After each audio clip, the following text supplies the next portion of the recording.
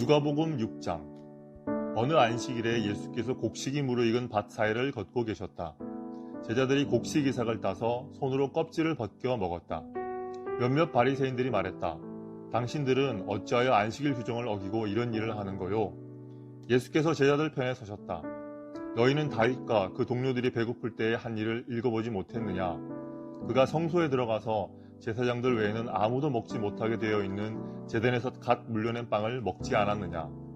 그가 그 빵을 자기 동료들에게도 주었다. 예수께서 말씀하셨다. 인자는 안식일의 종이 아니라 주인이다. 또 다른 안식일에 예수께서 회당에 들어가 가르치셨다. 거기에 한쪽 손이 오그라든 사람이 있었다. 종교학자와 바리새인들은 혹시나 안식일 위반으로 예수를 잡을까 하여 그 사람을 고쳐주나 보려고 그분을 주시했다. 예수께서 그들의 속셈을 아시고 손이 오그라든 사람에게 말씀하셨다. 일어나서 여기 우리 앞에 서거라. 그가 일어나 섰다. 예수께서 그들에게 말씀하셨다. 너희에게 묻겠다. 어떤 행동이 안식일에 가장 합당하냐? 선을 행하는 것이냐, 악을 행하는 것이냐, 사람을 돕는 것이냐, 무력한 상태로 버려두는 것이냐. 예수께서 그들을 둘러보시며 각 사람의 눈을 쳐다보셨다. 그러고는 그 사람에게 말씀하셨다. 내 손을 내밀어라. 그가 손을 내밀자 그 손이 새 손과 같이 되었다. 그들은 화가 잔뜩 나서 어떻게 하면 예수께 보복할 수 있을지를 모의하기 시작했다. 그쯤에 예수께서 기도하러 산에 올라가셔서 밤새도록 하나님 앞에 기도하셨다. 이튿날 예수께서 제자들을 부르시고 그들 가운데서 다음 12명을 정하셔서 사도로 임명하셨다. 예수께서 베드로라는 이름을 지어주신 시몬, 그의 동생 안드레, 야고보, 요한, 빌립, 바돌로메, 마태, 도마, 알페오의 아들 야고보, 열심당원이라 하는 시몬, 야고보의 아들 유다, 그분을 배반한 가룟 유다.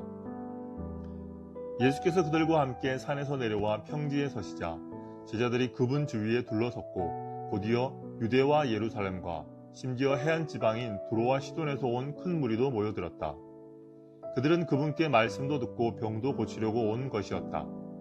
악한 귀신에 시달리던 사람들이 고침을 받았다. 모든 사람이 예수께 손을 대려고 했다. 예수에게서 아주 강한 능력이 나와서 수많은 사람들이 나았기 때문이다. 예수께서 이렇게 말씀하셨다. 모든 것을 다 잃은 너희는 복이 있다. 그때야 너희는 하나님 나라를 찾게 될 것이다. 굶주림에 지친 너희는 복이 있다. 그때야 너희는 메시아의 음식을 먹을 준비가 된 것이다. 하염없이 눈물 흘리는 너희는 복이 있다. 아침이 되면 기쁨을 맞게 될 것이다. 누군가 너희를 깎아내리거나 내쫓을 때마다, 누군가 내 평판을 떨어뜨리려고 너희 이름을 더럽히거나 비방할 때마다 너희는 복을 받은 줄 알아라. 그들이 그렇게 하는 이유는 진리가 너무 가까이 있어서 그들이 불편을 느끼기 때문이다. 그런 일이 일어날 때 너희는 기뻐해도 좋다. 아예 어린 양처럼 뛰어놀아도 좋다. 그들은 싫어하겠지만 나는 좋아하니 말이다. 온 천국이 박수를 보낼 것이다. 또한 너희만 그런 일을 당한 것이 아님을 알아라. 내 설교의 증인들은 언제나 그런 대우를 받았다. 그러나 너희가 다 갖춘 줄로 생각하면 화가 있다. 너희 가진 것에서 더 얻을 것이 없을 것이다. 자기 자신에게 만족하면 화가 있다. 너희 자아는 오랜 만족을 주지 못할 것이다.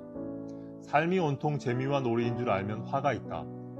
고난이 기다리고 있고 그 고난이 너희에게도 닥칠 것이다. 다른 사람을 지켜 세우는 말과 비위를 맞추는 행동으로 사람에게 인정을 받으려면 화가 있다. 사람의 인정을 받는다고 해서 진리의 편에 있는 것은 아니다. 얼마나 많은 악당 설교자들이 너희 조상의 인정을 받았는지 생각해 보아라. 너희가 할 일은 진실하게 사는 것이지 인기를 얻는 것이 아니다. 진실을 맞아들일 준비가 된 너희에게 내가 말한다. 너희 원수를 사랑하여라. 원수가 어떻게 하든지 너희는 최선의 모습을 보여라. 누가 너희를 힘들게 하거든 그 사람을 위해 기도하여라. 누가 내 뺨을 치거든 그 자리에 서서 맞아라. 누가 내 셔츠를 움켜쥐거든 내 가장 좋은 외투까지 잘 포장해 선물로 주어라. 누가 너를 억울하게 이용하거든 종의 삶을 연습하는 기회로 삼아라. 똑같이 갚아주는 것은 이제 그만하여라. 너그럽게 살아라. 여기 간단하고 유용한 행동 지침이 있다. 사람들이 너희에게 무엇을 해주면 좋겠는지 자문해 보아라. 그리고 너희가 먼저 그들에게 그것을 해주어라. 너희가 사랑할 만한 사람만 사랑하면 칭찬을 바랄 수 있겠느냐? 그것은 죄인도 늘 하는 것이다. 너희가 너희를 돕는 사람만 돕는다면 상급을 바랄 수 있겠느냐? 그것은 죄인도 흔히 하는 일이다. 너희가 받을 것을 바라고 베푼다면 그것을 베품이라 할 수 있겠느냐? 아주 인색한 전당포 주인도 그 정도는 한다. 내가 너희에게 말한다. 너희 원수를 사랑하여라. 보상을 바라지 말고 돕고 베풀어라. 내가 장담한다. 절대로 후회하는 일은 없을 것이다.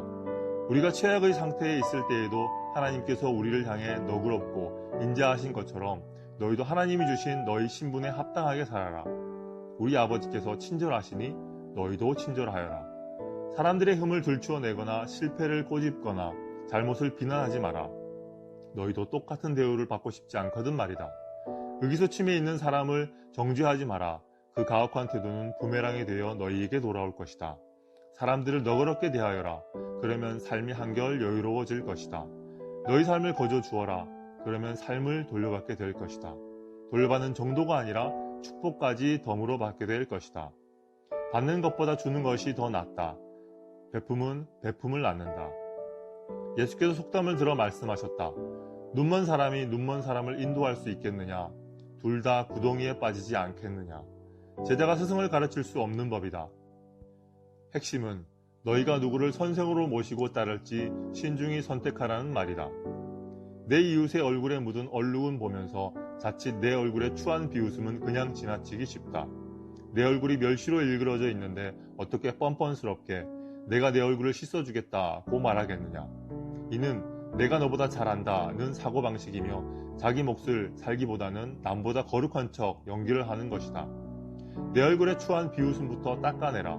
그러면 내 이웃에게 수건을 건네줄 만한 사람이 될지도 모른다.